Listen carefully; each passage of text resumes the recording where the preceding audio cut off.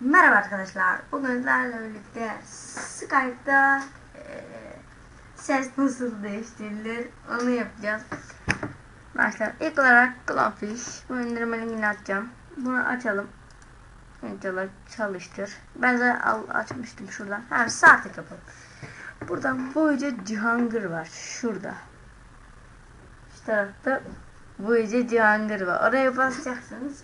Oradan Voyager gelecek. Voyager'den de istediğinizi yapabilirsiniz. Ben şu an yaptım. Bu bebek sesi. Şu an çok pis bebeğim. Bebek sesi. Böyle çıkıyor. Merhaba. Böyle ses çıkıyor. Bu düzeltmek için Voyager, Voyager yine ve Disablet. Yani böyle ben bunun indirme linkini falan vereceğim. Yani bu kadar. Böyle boyayacağız.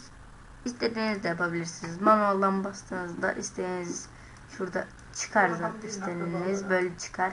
Yani bu kadar. İzlediğiniz için teşekkür ederim. Kendinize iyi bakın. Abone olmayı unutmayın ve bay bay.